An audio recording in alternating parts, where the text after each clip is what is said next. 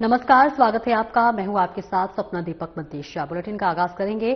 सैनिक कल्याण मंत्री गणेश जोशी ने गढ़ी कैंट स्थित गोरखा मिलिट्री इंटर कॉलेज की स्थापना के 100 वर्ष पूरे होने के उपलक्ष्य में आयोजित शताब्दी समारोह में प्रतिभाग किया। इस मौके पर मंत्री जोशी ने विद्यालय परिवार, पूर्व छात्रों और समस्त गोरखा समुदाय को बधाई एवं शुभकामनाएं दी। मंत्री गणेश जोशी ने कहा कि गोरखा मिलिट्री इंटर कॉलेज देश को सेना और प्रशासनिक सेवाओं में अनेक अधिकारी तथा राष्ट्रीय स्तर के फुटबॉल और बॉक्सिंग के खिलाड़ी देने वाले एक ऐतिहासिक और गौरवशाली शिक्षण संस्थान है। यह विद्यालय वर्ष 1925 में ब्रिटिश भारतीय सेना द्वारा गोरखा सैनिकों और अधिकारियों के बच्चों को शिक्षा प्रदान करने के उद्देश्य से स्थापित किया गया था। उन्होंने कहा कि समय के साथ विद्यालय को क्रमशः जूनियर हाई स्कूल और वर्ष 1963 में इंटरमीडिएट एक उन्नत किया गया और इसका नाम बदलकर गोरखा मिलिट्री इंटर कॉलेज कर दिया गया। सैनिक कल्याण मंत्री गणेश जोशी ने विद्यालय के प्रति अपनी भावनाएं व्यक्त करते हुए 2 महत्वपूर्ण घोषणा भी की। उन्होंने कहा कि अपने स्वर्गीय पिता की पावन स्मृति में वे गोरखा मिलिट्री इंटर कॉलेज के मेधावी छात्रों को प्रोत्साहित करने के लिए प्रतिवर्ष 51,000 रुपए छात्रवृत्ति के रूप में प्रदान करने और विद्यालय के आधारभूत ढांचे को मजबूत बनाने, भवनों के जीर्णोद्धार और पुनर्निर्माण कार्यों के लिए हर वर्ष 11 लाख रुपए की सहायता राशि उपलब्ध कराने की घोषणा की। तो आप सबको इस संस्थान के शताब्दी वर्ष के शुभ अवसर पर हार्दिक शुभकामनाएं देता हूं, बधाई देता हूं। किसी भी संस्थान के 100 वर्ष का पूरा होना एक बड़े गौरव की बात है। जैसे कि प्रधानाचार्य जी बता रही थी, इन 100 वर्षों में कई उतार चढ़ाव इस विद्यालय ने देखे। मुझे याद है जब 73-74 में मैं डीएवी इंटर कॉलेज में पढ़ता था और हमारे यहां डिस्ट्रिक्ट स्पोर्ट्स होते थे तो मुकाबला गोरखा स्कूल और डीएवी के बीच में होता था और हमेशा रेस में और फुटबॉल में गोरखा स्कूल से हम मात खाते थे। कई अंतर्राष्ट्रीय खिलाड़ी इस विद्यालय ने दिए हैं। इस स्कूल को हाथ नहीं लगा सकता, ये लगातार चलता रहेगा, ये वादा मैं आपसे करके जा रहा हूं। कुछ मेरे राजनीतिक विरोधी भ्रांति फैलाने की कोशिश करते हैं। अभी जब मैं राजनाथ सिंह जी से मिला तो मेरा उनसे झगड़ा हो गया। कह रहा यार गणेश, तू तो अपने क्षेत्र की बात कर रहा है, पूरे देश के अंदर 154 विद्यालय हैं जिनका यह मामला चल रहा है। हम कौन सा कुछ कह रहे हैं, तुम चलते रहो, काम करते रहो। तो मैं आपसे वादा करके जा रहा हूं। और आज जब मैं प्रदर्शनी को देख रहा था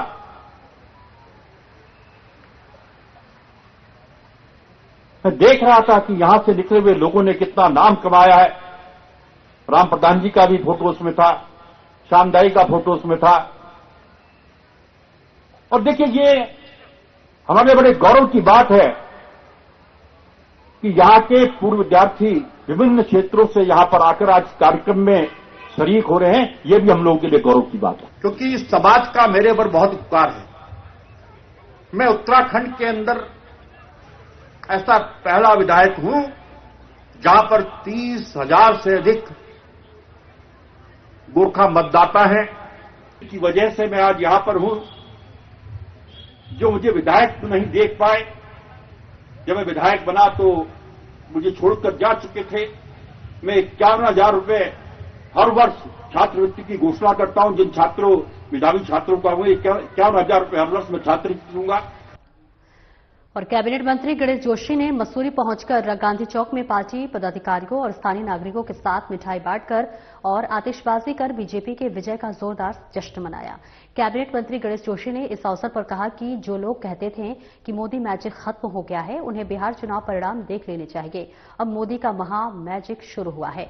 उन्होंने कहा है कि चुनाव प्रचार के दौरान विपक्ष के कुछ नेताओं द्वारा प्रधानमंत्री के प्रति की गई अभद्र टिप्पणियों का जवाब बिहार की जनता ने अपने वोट से दे दिया है। मंत्री जोशी ने आगे कहा कि बिहार की जनता ने बीजेपी को जो आशीर्वाद दिया है वो निश्चित ही प्रधानमंत्री नरेंद्र मोदी के विकसित भारत 2047 के संकल्प में अपनी महत्वपूर्ण भूमिका निभाएगा।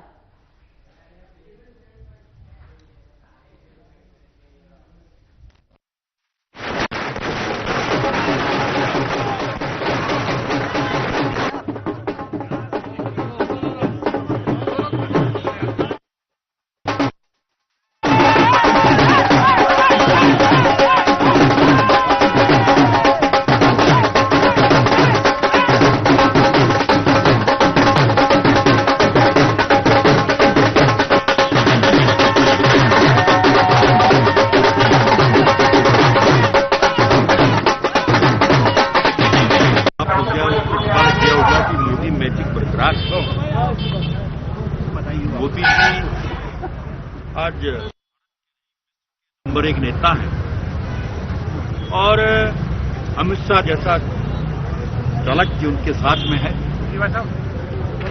आज महागठबंधन ने कई प्रचार किए, वोट चोरी के आरोप लगाए और रैलियों में कई किस्म की अशुद्ध भाषा का प्रयोग जो आज तक के इतिहास में नहीं हुआ, माननीय प्रधानमंत्री जी के लिए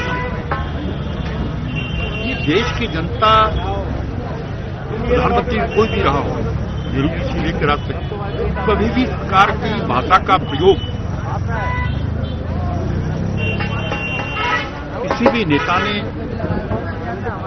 किसी व्यक्ति ने प्रधानमंत्री जैसे सर्वोच्च पर बैठे हुए, लेकिन राहुल गांधी, अखिलेश, तेजस्वी, इनके और जो चुंगू मुंगू सबने नेता की नीचता पर आए थे,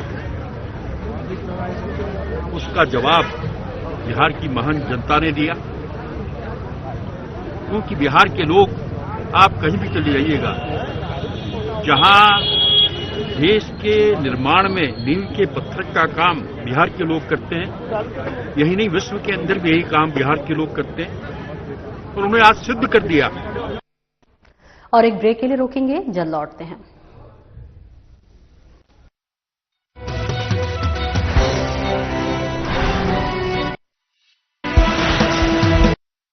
देवभूमि उत्तराखंड, जहां हिमालय की चोटियां आसमान छूती हैं और नदियां जीवन की धारा बनकर बहती हैं, यही उत्तराखंड अब विकास की नई गाथा लिख रहा है।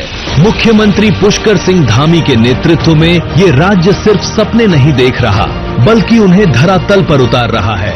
24 गेम चेंजर योजनाएं जो हर नागरिक के जीवन को छू रही हैं। अब शासन का मतलब है तेजी, पारदर्शिता और जिम्मेदारी। फाइलों में अटक जाने वाले फैसले अब धरातल पर नतीजों में बदल रहे हैं। हर विभाग को मिली है स्पष्ट दिशा, तय समय सीमा और एक ही मंत्र, गुड गवर्नेंस। सिर्फ नारा नहीं, हमारी कार्य संस्कृति है। खेती से लेकर पर्यटन तक, शिक्षा से लेकर स्वास्थ्य तक, कृषि, पशुपालन, मत्स्य, ग्राम्य विकास, पंचायती राज, पर्यटन, ऊर्जा, हर क्षेत्र में नई रफ्तार, नया विश्वास। सरकार ने तय किया है, हर योजना होगी टेक्नोलॉजी से जुड़ी, हर कदम होगा पारदर्शी और हर लाभ पहुंचेगा सीधे जनता तक। ऑनलाइन मॉनिटरिंग, फील्ड विजिट और जनता से सीधा संवाद, यही है बदलता उत्तराखंड। आज उत्तराखंड निवेश, पर्यटन और इंफ्रास्ट्रक्चर में देश के लिए रोल मॉडल बन रहा है। मुख्यमंत्री धामी का विजन है साफ, जनता तक सीधा लाभ पहुंचे और उत्तराखंड नई ऊंचाइयों को छुए। प्रधानमंत्री नरेंद्र मोदी के विजन, उत्तराखंड का दशक को धरातल पर उतारने की दिशा में ये ऐतिहासिक कदम है। ये योजनाएं सिर्फ कागज पर नहीं, बल्कि धरती पर सांस ले रही हैं। गांव से शहर तक, खेत से बाजार तक, हर जगह एक ही बदलाव दिख रहा है। उत्तराखंड बदल रहा है, गति, पारदर्शिता और गुड गवर्नेंस के साथ। उत्तराखंड, पारदर्शी शासन, तेज विकास।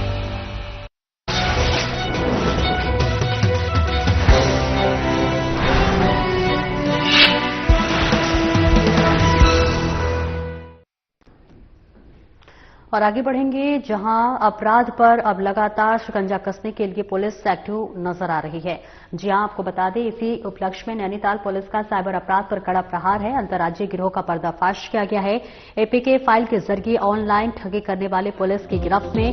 चेकिंग अभियान के दौरान 4 आरोपियों को किया गिरफ्तार। आरोपियों के कब्जे से मोबाइल, सिम कार्ड, बैंक दस्तावेज और क्यूआर कोड बरामद किए गए हैं। कोर्ट के आदेश पर भेजा जेल। आरोपियों के बैंक खातों में हुआ करोड़ों रुपए का लेन देन। साइबर अपराध पर अंकुश लगाने के लिए सभी थाना प्रभारियों को सतर्कता और कड़ी चेकिंग के निर्देश दिए।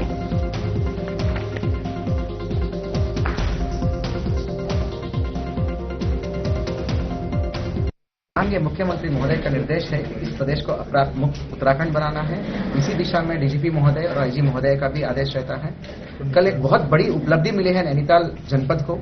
सघन चेकिंग अभियान जब चल रहा था, जौलीकोट थाना तल्लीताल जौलीकोट चौकी क्षेत्र में बुझिया घाट पड़ता है, वहां पर जो है एक गाड़ी बहुत संदिग्ध रूप से जा रही थी और बहुत तेजी से जा रही थी। तो उसका इनपुट मिलते ही हमने बुझिया घाट पर हमने रोका। चौकी इंचार्ज जॉलीकोट में है। तो तब जो है 4 लोग संदिग्ध पाए गए और जो है कुछ जवाब ठीक से नहीं दे पाए और उनके कब्जे में से 11 मोबाइल फोन और मल्टीपल सिम्स, बहुत सारे सिम्स मिले और बहुत सारे चेकबुक्स मिले, 9 डेबिट कार्ड, 3-4 क्रेडिट कार्ड मिले और क्यूआर कोड्स मिले, क्यूआर कोड्स की स्लिप्स मिले। तो हमें संदेह हुआ और सख्त पूछताछ करने पर पता चला ये तो पूरा गैंग है। तो ये सघन विवेचना में, मतलब सघन पूछताछ और विवेचना में वो सारे डॉक्यूमेंट्स को एनालिसिस करना और आपका फोन्स और नंबर्स को थोड़ा सा सरसरी तौर पे 2 बैंक अकाउंट को एनालिसिस किया हमने। तो पता चला केवल 2 बैंक अकाउंट में 3.5 करोड़ से भी अधिक ट्रांजैक्शन हुआ है। एक पूरा ऑल इंडिया लेवल पे गैंग का एक पर्दाफाश हुआ है। इन्हीं बैंक अकाउंट्स के ऊपर जो है दिल्ली में एक मुकदमा पंजीकृत है। अभी और पूरे इंडिया में कितने जगह पे मुकदमा पंजीकृत है जानकारी जांच का विषय है। कुल मिला के 4 लोग हैं, चारों जो है एनसीआर के अलग अलग जिले में है। ये यहाँ पर फाइनेंशियल ट्रांजैक्शन, आपसी ट्रांजैक्शन करने आए थे, ये साथ में नहीं बैठते। तो एक जना जो है किराए पे देता है अकाउंट को, ये बाकी 2 जने का साइबर फ्रॉड करने का काम है, 1 जने का चेक वेक विड्रॉ करने का काम है। तो ये सारे चारों मिलकर अपना बेसिकली गल्ला, मतलब बोलते हैं ना गुल्लक बांटने आए थे। तो अपना हिस्सा लेने आए थे या मतलब हिसाब किताब ठीक करने आए थे। उसमें क्या हुआ, इनका बीच में हो गई लड़ाई और गाड़ी में ही बैठे बैठे ठीक ठाक घमासान हो गई थी। गाड़ी तेजी से भगाया ड्राइवर ने, उसकी सूचना जनता ने दे दी और चौकी ने बिठा दिया। तो इसीलिए को बोलते हैं प्रोफेशनल पुलिसिंग। अगर सघन चेकिंग करते हो तो आपके हाथ में इतना बड़ा गैंग भी आ सकता है। नैनीताल पुलिस को बहुत बहुत शुभकामनाएं। तल्लीताल थाना पुलिस, जॉलीकोट चौकी इंचार्ज और टेक्निकल टीम और सीओ अमित ने बहुत अच्छा काम किया। और कैबिनेट मंत्री रेखा आडवे ने सोमेश्वर विधानसभा क्षेत्र के दूरस्थ ग्रामीण इलाकों ग्राम धूमन और सतरासी अडडिया में आयोजित जन मिलन कार्यक्रम में हिस्सा लिया। इस दौरान क्षेत्र के लोगों में गर्मजोशी से उनका स्वागत किया और अपनी स्थानीय समस्याओं से उन्हें अवगत कराया। जनसभा को संबोधित करते हुए कैबिनेट मंत्री रेखा आर्य ने स्पष्ट किया कि भारतीय जनता पार्टी की सरकार ग्रामीण क्षेत्रों के विकास और आम जनता के जीवन स्तर को ऊपर उठाने को सर्वोच्च प्राथमिकता दे रही है। उन्होंने कहा कि हमारी सरकार का लक्ष्य है कि प्रदेश का कोई भी गांव विकास की दौड़ में पीछे न छूटे। हम सड़क, पानी, स्वास्थ्य और शिक्षा जैसी मूलभूत सुविधाओं को हर व्यक्ति तक पहुंचाने के लिए प्रतिबद्ध हैं। मंत्री ने जनता की समस्याओं और मांगों को गंभीरता से सुना और उनके शीघ्र समाधान का आश्वासन दिया। उन्होंने कहा कि सोमेश्वर क्षेत्र में उप जिला चिकित्सालय, त्रिवेणी घाट पुल और गैस गोदाम जैसे महत्वपूर्ण कार्य पहले ही पूरे हो चुके हैं।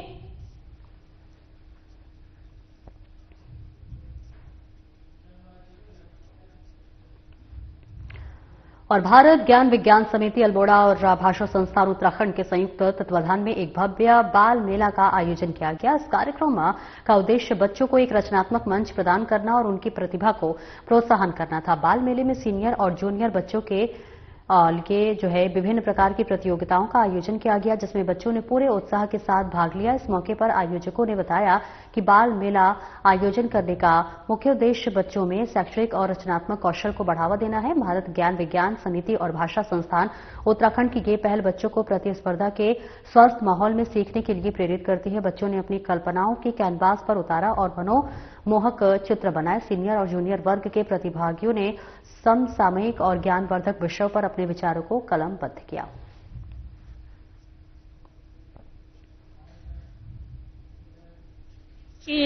यह है कि जो हमारे जिले में या हमारे नगर क्षेत्र के जो बच्चे हैं उनको अपने जो प्रतिभा उनमें जो भी है, चाहे वो ड्राइंग को लेके हो, भाषण कला को लेके हो या सुलेख को लेके हो, या बेसिकली जो उनमें अभिव्यक्ति की जो क्षमता है उसको विकसित करना एक मुख्य उद्देश्य होता है। वो किसी भी रूप में अपने को अभिव्यक्त कर सकते हैं।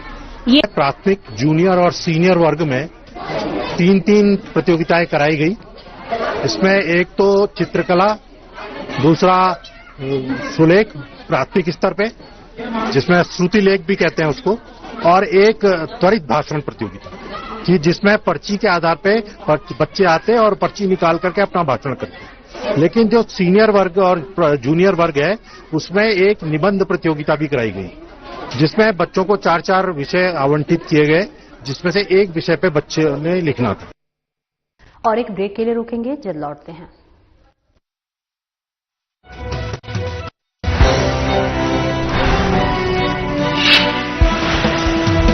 प्रधानमंत्री श्री नरेंद्र मोदी जी के मार्गदर्शन और मुख्यमंत्री श्री पुष्कर सिंह धामी जी के कुशल नेतृत्व में उत्तराखंड सरकार पर्वतीय क्षेत्रों में औद्योगिक निवेश को नई दिशा और गति देने के लिए विशेष पहल लेकर आई है। इसके अंतर्गत पिथौरागढ़, उत्तरकाशी, चंपावत, रुद्रप्रयाग और बागेश्वर जनपदों के साथ साथ अल्मोड़ा, पौड़ी गढ़वाल का पूरा पर्वतीय भूभाग, टिहरी गढ़वाल का पर्वतीय हिस्सा, नैनीताल जनपद के भीमताल, धारी, बेताल घाट, रामगढ़ और ओखल कांडा विकासखंड तथा देहरादून जनपद का चकराता विकासखंड शामिल है।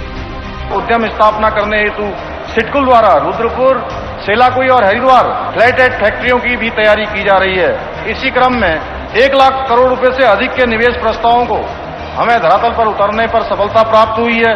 खुरपिया में स्थापित होने वाला इंडस्ट्रियल स्मार्ट सिटी भी उत्तराखंड के औद्योगिक विकास की दिशा में महत्वपूर्ण साबित होगा। निवेश की 4 श्रेणियों के अनुसार पर्वतीय क्षेत्र में 50 करोड़ रुपए से लेकर 1000 करोड़ रुपए से अधिक का निवेश किया जा सकता है। इसके अंतर्गत निवेशकों को श्रेणीवार 50 से लेकर 500 स्थानीय लोगों को रोजगार उपलब्ध कराना अनिवार्य होगा। साथ ही इस नीति में श्रेणी ए और बी के अंतर्गत निवेशकों को 1 से 2% तक अतिरिक्त प्रोत्साहन राशि भी दी जाएगी। पौड़ी गढ़वाल के पर्वतीय क्षेत्रों में जो उद्योग लग रहे हैं उनको सरकार बहुत वित्तीय प्रोत्साहन से लेकर हर चीज मदद कर रही है और यह कदम सराहनीय है। इस नीति का मुख्य उद्देश्य आत्मनिर्भर उत्तराखंड के संकल्प को साकार करते हुए पर्वतीय क्षेत्रों की अर्थव्यवस्था को मजबूत बनाना और युवाओं के लिए व्यापक रोजगार के अवसर पैदा करना है। उत्तराखंड सरकार की ये पहल निवेशकों के लिए नए अवसर और पर्वतीय युवाओं के लिए नई उम्मीद का द्वार खोलती है।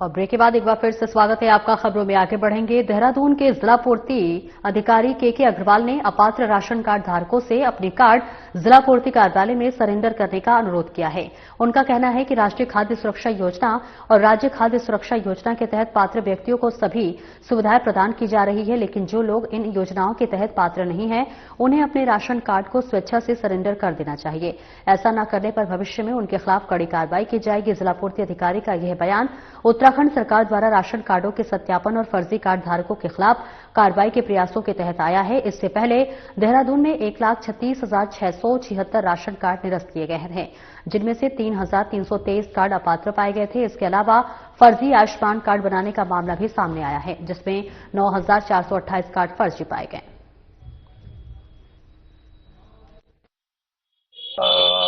सरकार से जनपद में और राज्य में जो अपात्र कार्डों की सूची प्राप्त हुई है, ऐसे कार्ड धारकों की जिनके पास जो इनकम टैक्स पेयर्स हैं और उनके या उन्होंने कार खरीदी है या उनके बड़े मकान हैं या बड़े रिटर्न उन्होंने दाखिल किए हैं, तो ऐसे अपात्र कार्ड धारकों की सूची हमें प्राप्त हुई है। या कुछ लोग मर गए हैं उसमें, तो उसमें करीब 27,000 कार्ड धारकों की सूची हमें प्राप्त हुई है। उनका सत्यापन कराकर, जांच कराकर उसमें जो है जो यथावत स्थिति है तो कार्य करने के निर्देश प्राप्त हुए हैं। समस्त इंस्पेक्टर एआरओ जो हमारे जनपद देहरादून के हैं उनको हमने वो सूची भेज दी है और ग्रामीण क्षेत्र की सूची हम बीडीओ को भेज दी है। तो उनकी हम पात्रता की जांच करा रहे हैं। उस सूची में जांच कराकर यदि वो अपात्र पाए जाएंगे तो उसको हम जो है निरस्त करेंगे। और अभी तक जो है करीब 27,000 कार्डों की सूची हमें वो प्राप्त हुई है लोगों की। तो इसमें हमने काम शुरू कर दिया है। 200 से अधिक कार्डों पे हमने जांच कर ली है और 76 कार्ड उसमें अपात्र पाए गए तो हमने उनको निरस्त भी कर दिया है। साथ में जो है भारत सरकार के दूसरे निर्देश हमें प्राप्त हुए हैं कि जो ई-केवाईसी किया जाए, सारे कार्ड धारकों को, सारे परिवार के सदस्यों का ई-केवाईसी किया जाए। ये भी हमारा जो है अभियान चल रहा है। इसे भी 30 नवंबर तक करने के निर्देश प्राप्त हुए हैं। करीब 4 लाख से अधिक हमारे जनपद में लोगों द्वारा जो है ई-केवाईसी की जा चुकी है। ई-केवाईसी की प्रक्रिया बहुत सरल है। किसी भी राशन की दुकान पर अपना आधार कार्ड लेकर जाएं और 1 मिनट में उसका ई-केवाईसी संपन्न हो जाता है। इसके अतिरिक्त आप घर बैठे भी अपना ई-केवाईसी कर सकते हैं ऐप के माध्यम से। तो जनपद के समस्त कार्ड धारक से मेरा अनुरोध है कि जो जितने भी परिवार के सदस्य हैं वो निकटतम राशन की दुकान पर जाके अपना ई-केवाईसी कराएं और जो अपात्र लोग हैं वो स्वयं अपने कार्ड जमा कर दें। एक समय के बाद जो है फिर उन पर कार्रवाई होगी। चंपावत में विज्ञान के प्रति रुचि बढ़ाने के लिए प्रथम विज्ञान प्रौद्योगिकी क्विज प्रीमियम लीग का आयोजन किया गया। यह जिला स्तरीय प्रतियोगिता पूर्णागिरी कॉलेज ऑफ नर्सिंग में आयोजित की गई, जिसमें जिले भर के प्रतिभाशाली छात्र छात्राओं ने अपनी वैज्ञानिक समझ का प्रदर्शन किया। इस महत्वपूर्ण प्रतियोगिता का उद्घाटन मुख्य शिक्षा अधिकारी मेहरबान सिंह बिष्ट ने किया। उन्होंने अपने संबोधन में कहा कि इस तरह की पहल छात्रों को केवल किताबी ज्ञान तक सीमित न रखकर उन्हें नवाचार और रचनात्मकता की ओर प्रेरित करती है। उन्होंने जोर दिया कि विज्ञान क्विज बच्चों को जटिल वैज्ञानिक अवधारणाओं और को सरलता से समझने और उनके प्रतिस्पर्धा की भावना को बढ़ावा देने में सहायक सिद्ध होगी। इस आयोजन को शिक्षा विभाग की ओर से विज्ञान को लोकप्रिय बनाने की दिशा में एक महत्वपूर्ण कदम माना जा रहा है। के सहयोग से साइंस, टेक्नोलॉजी और रिसर्च के प्रति बच्चों को जागरूक करने, उनमें अवेयरनेस पैदा करने के उद्देश्य से ये क्विज प्रतियोगिता का आयोजन किया जाना है। पहले ब्लॉक लेवल पर हुआ। ब्लॉक लेवल से जो है 2-2, 4-4 बच्चे हमारे इसमें आए हैं और यहाँ पर जो है कुल मिला के 416 बच्चे इसमें प्रतिभाग कर रहे हैं। तो जो ये बच्चे यहाँ सेलेक्ट होंगे तो इनको न्यू कॉस्ट में जो है देहरादून भेजा जाएगा। आयोजित प्रथम विज्ञान एवं प्रौद्योगिकी प्रीमियर लीग का आयोजन जनपद चंपावत में किया जा रहा है। इसके अंतर्गत हम अपने बच्चों की विज्ञान क्विज प्रतियोगिता का आयोजन कर रहे हैं, जिसमें हमारे चंपावत जनपद के समस्त विकासखंडों की टीम इसमें प्रतिभाग कर रही है। इस प्रतियोगिता में जो टीम हमारी विजेता होगी वो हमारे जो यूकोस्ट के मुख्यालय देहरादून पर आयोजित होने वाला जो डिजास्टर मैनेजमेंट के ऊपर एक बहुत बड़ा कार्यक्रम, भव्य कार्यक्रम वहां पर आयोजित हो रहा है, उसमें इनको प्रतिभाग करने का मौका मिलेगा। और एसएसपी मणिकांत मिश्रा के नेतृत्व में थाना गदरपुर में जनता दरबार का आयोजन किया गया। इस दौरान उन्होंने नागरिकों की जन समस्याओं और सुझाव सुने और उनके त्वरित समाधान के लिए आवश्यक दिशा निर्देश दिए। एसएसपी मणिकांत मिश्रा ने जनता से सीधे बातचीत करते हुए उनकी शिकायतों को सुना और यह सुनिश्चित किया कि पुलिस विभाग उनकी समस्याओं के निस्तारण के लिए सदैव तत्पर है। उन्होंने मौके पर ही संबंधित अधिकारियों को कई मामलों में तुरंत कार्रवाई करने के निर्देश दिए। जनसंवाद गोष्ठी में एसएसपी ने नागरिकों को यातायात नियमों को पालन करने, साइबर सुरक्षा के खतरों से बचने और नशा उन्मूलन जैसे महत्वपूर्ण सामाजिक मुद्दों पर भी जागरूक किया। यह कार्यक्रम पुलिस और जनता के बीच बेहतर तालमेल स्वास्थ्य स्थापित करने की दिशा में एक महत्वपूर्ण कदम है। कार्यक्रम के समापन पर एसएसपी मणिकांत मिश्रा ने उपस्थित सभी नागरिकों को शांति व्यवस्था बनाए रखने और पुलिस के साथ कानून व्यवस्था में सहयोग करने की अपील की।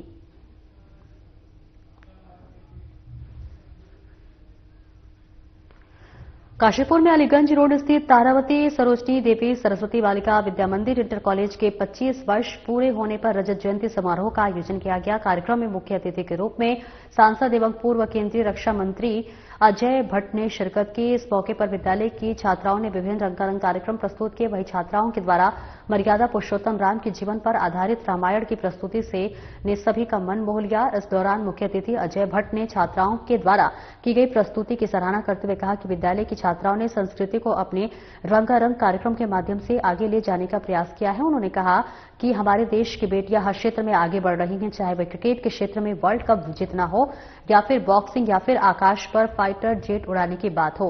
हर क्षेत्र में बेटियां देश का नाम रोशन कर रही हैं और इन्हीं में से ये बेटियां अंतर्राष्ट्रीय स्तर पर देश का नाम रोशन करेंगी। इस दौरान उन्होंने भाजपा को बिहार में मिली जीत पर भी टिप्पणी की।